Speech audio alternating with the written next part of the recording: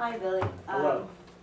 Mr. Lynn, we are doing our second post-observation on the lessons that you presented for 6th, 7th, and 8th grades. Correct. Would you explain to us how all these grades come about, and what was the lesson, what did you teach? On all three levels? Yes, please. Okay. So in the 6th grade, in the 6th grade lesson, we were just talking about word problems. That was the whole lesson, was on word problems and the different techniques that we're using to solve them. In the 7th grade lesson, we were talking about 3 different properties: distributive property, commutative property, associative property, and how I can simplify those 3 properties and give them a better understanding on how they're used. And the 8th grade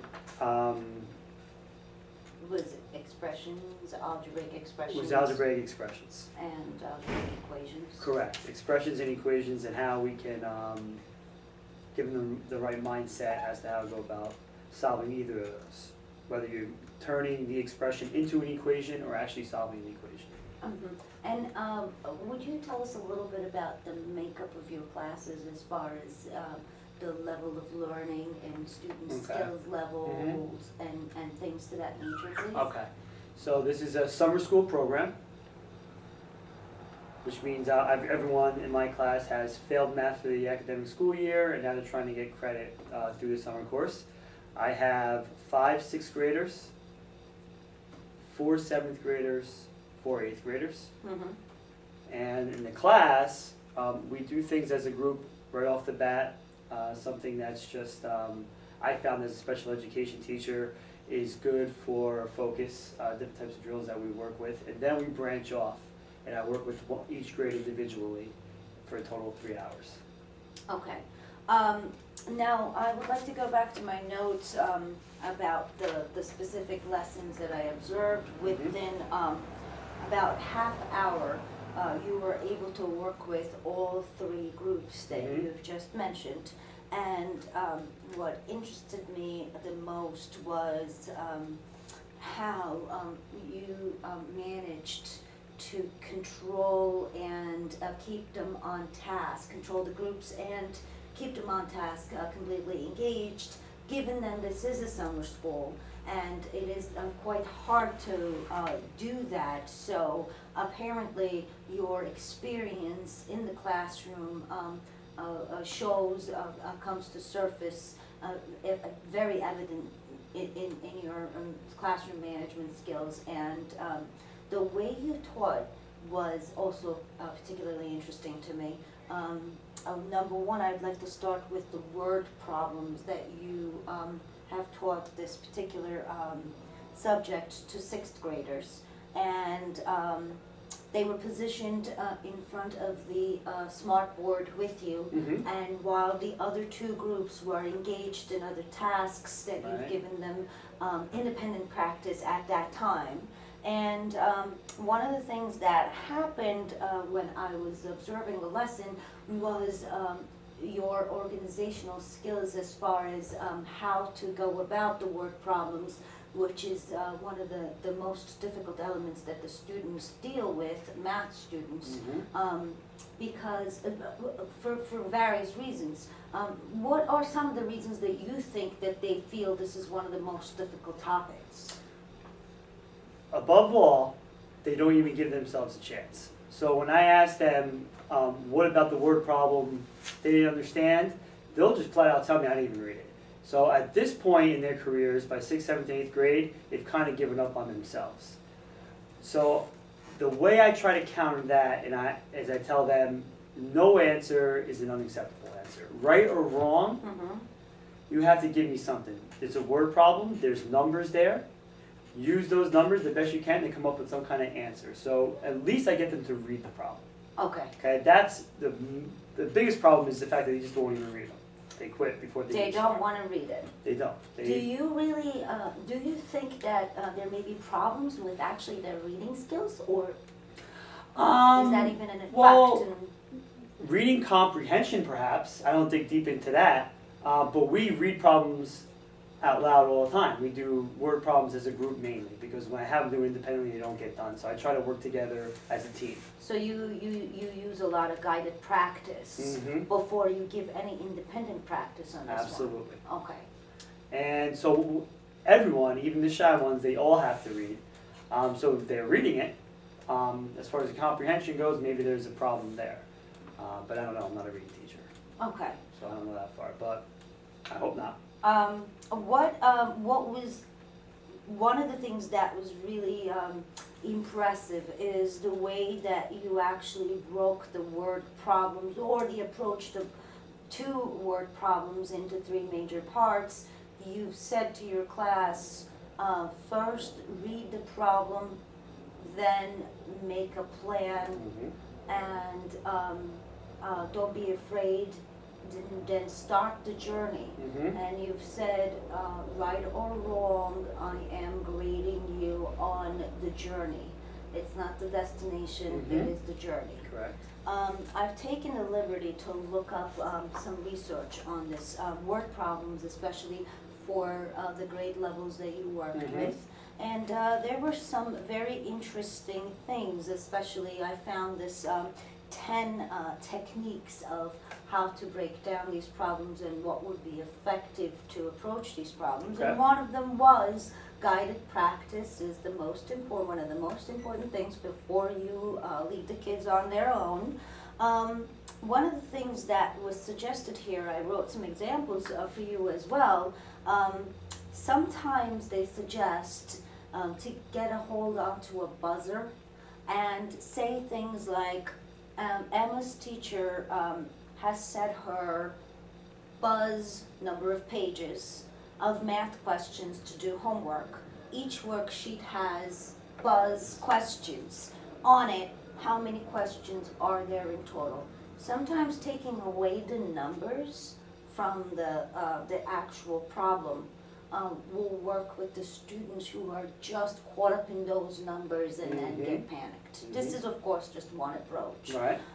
There was another thing that I found interesting in this particular research is, for example, the words,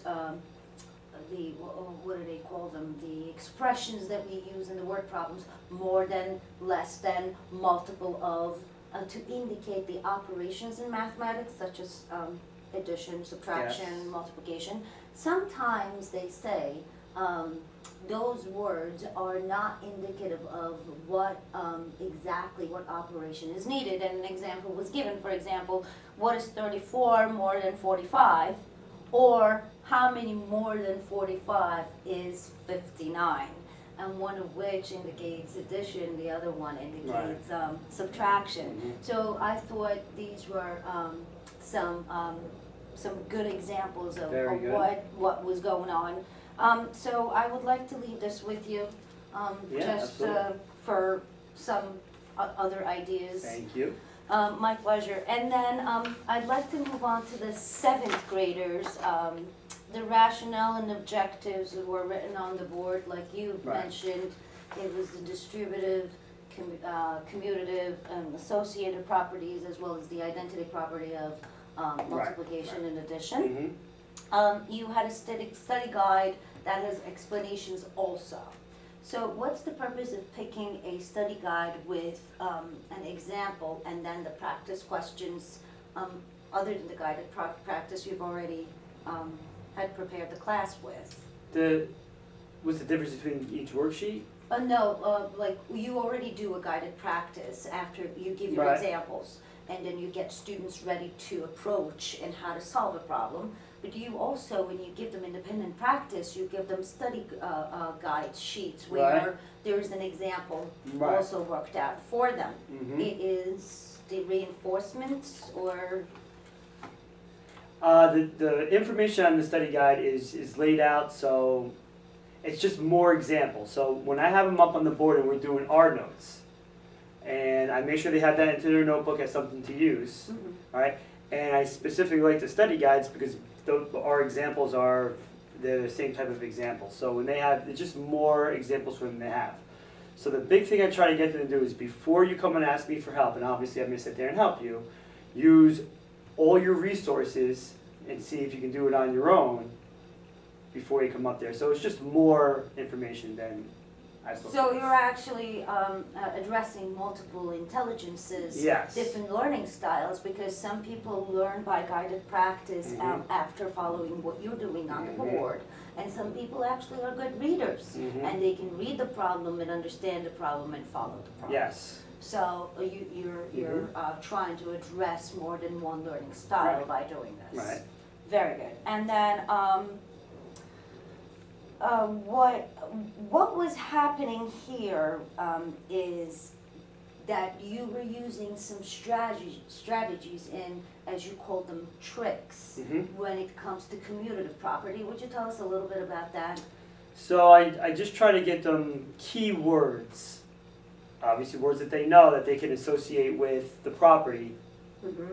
to make that link up better. So when you hear something like commutative property, right next to commutative property, we put the word flip. Flipped, yes. All right? Because when you're adding or multiplying, it doesn't matter which way you say the expression, you're going to get the same result. And you try to get that into their heads. With associative property, we just wrote the word parentheses, because the only thing that's going to change is the parentheses for the same reason. You're going to get using order of operations no matter which way you put the parentheses. And distributive property, we just put the word multiplication. Because when you see or hear distributive property, the whole purpose of that is to distribute by multiplying what's inside, what's outside to what's inside the parentheses. So just kind of like not alliteration, but it's a word association type of trick, if you will. Okay. I have one question. Mhm. How would you reassure that the learning has happened when it comes to using these properties? Well, the way you test out the orders there is to ask types of word problems that my students aren't getting correct right now. Oh, so you would link them to word problems? Yeah, something along the lines of, can you explain how if you did 3 plus 5 or 5 plus 3, what the result would be and why, that type of thing. I think a lot of my students would have trouble saying, well, according to commutative property, you would have the same result. Both the answers would be 8. And I think that's where my struggles are in the classroom, is how can I get them to understand that not only commutative property means you're just flipping the expression, but why they're even flipping it to begin with. It means that it's equivalent to each other. Like are they grasping the overall concept? So if you ask it in a different term, don't identify commutative property, explain commutative property, or be able to point out commutative property in a word problem, that's how you can figure out they're really understanding what I'm trying to do. I see. And a lot of times I'm not successful with that, so I gotta, it's back to the drawing board. Okay.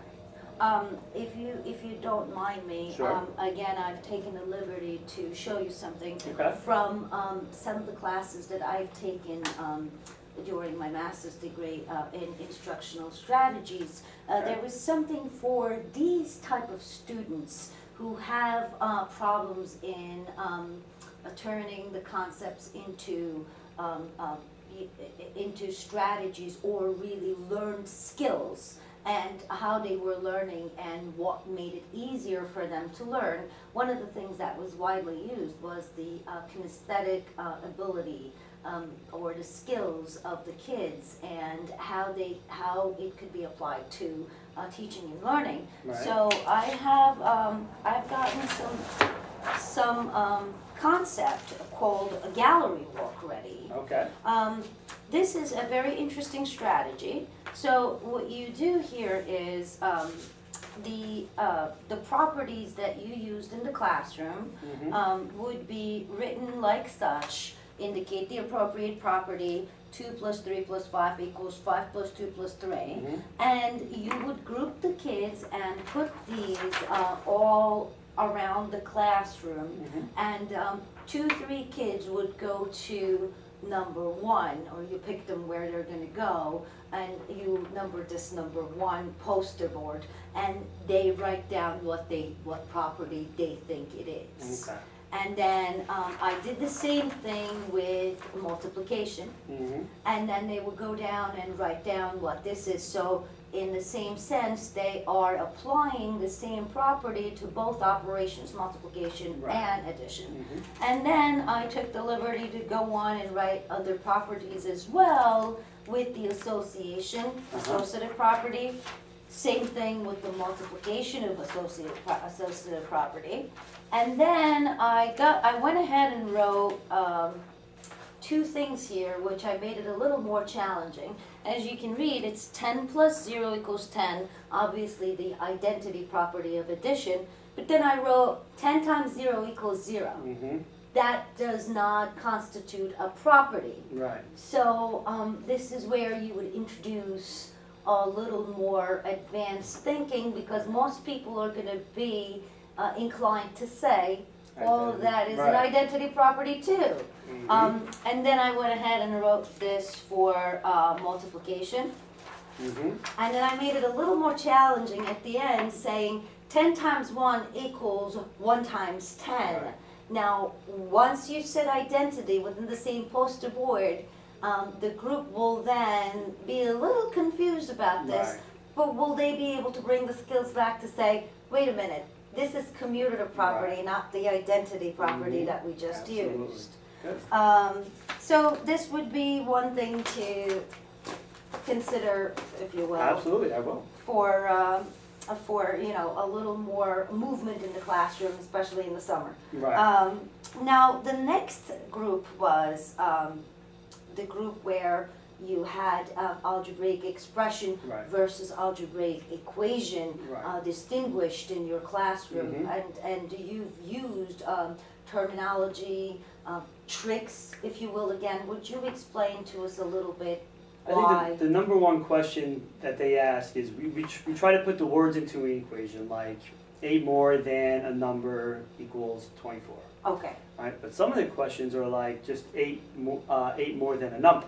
okay, So number one question I have is when it's just the expression, right? When it's not a problem to be solved, they're like, do I have to solve this problem? Like, well, what's your answer? My answer is 8 plus x.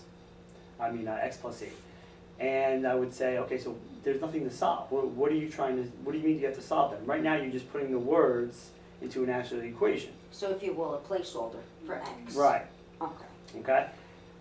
So that seems to be a lost, in translation. right. And directly underneath that will actually be word problems, like x plus 8 equals 10, solve for x.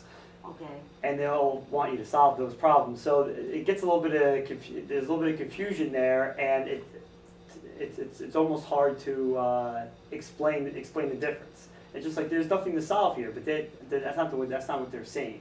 So they kind of give you like that blank stare, like I'm not getting through to them. So that's where we had a little bit of trouble there. But I said if you see an equal sign in the problem, then solve the problem. I see. All right, let's keep it that way. Let's try to keep it simple. So I just try to think of words to constantly reword myself until I see like a light go off and they're like, oh, okay, I get what you're saying. And kind of give you that nod of reassurance. I Okay, just keep explaining the same thing different ways until I hit it, until I get it through to them somehow, I- individually. I see. Okay. And how do you see this connected to the upper levels, like high school, like 9 through 12? Is this a problem if this is not addressed properly as far as the difference between the algebraic expression and algebraic equation Mhm. once they get to high school? Well, I'll say this, and like I stated earlier, I am special ed mathematics at the high school. So when I get these students down the road, eventually they're going to be my students, and it's really almost disappointing to me how the same problems are still occurring. It's even if I get them on that day, they're not really retaining the information because I kind of talk about all those things again, in a sense. It's not 7th grade work, but it's not too far off from 7th grade work.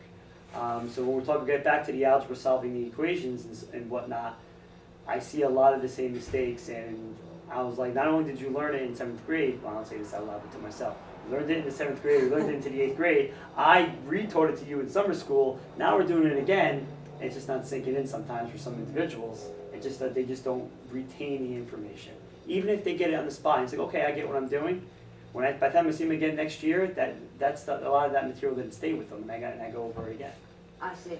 So I face a whole different set of problems being a special ed teacher, and all the problems seem to correlate with each other throughout their mathematic careers. I see. The meaning, attaching a meaning to learning is one of the most successful ways that they say that people learn. Okay. If they can attach a personal meaning to the problems that you're representing. Gotcha. Now with the word problems, this is, as I said, it's kind of easier, if you will, because of the fact that you can always use the students' names. You can use terms that are related to our school or activities that are involved in, so their interests are piqued, and you have some humor and some relaxation to the drills, if you will. That's one thing, but like you say, how do we make sure that they retain the information from one year to another year? Yes. I would What like to kind of developmental changes that our students go through between middle school and high school? These are, I guess, the most important things to consider when it comes to attaching meaning too, because things change rapidly from 8th grade to 9th grade, Right. and the interests change, everything changes. So if we are in tune with the changes that occurred in our students' lives, then we can attach the meaning or the personal meaning to their learning, and therefore they will attach Right. the meaning to their learning, and maybe it will make the retaining a little easier. For example, you have mentioned in one of your examples that the double negatives make a positive, and you also had x plus 5 equals 12, and students pointed out that the 5 will be canceled to solve the problem. You said, how do we know we're canceling 5?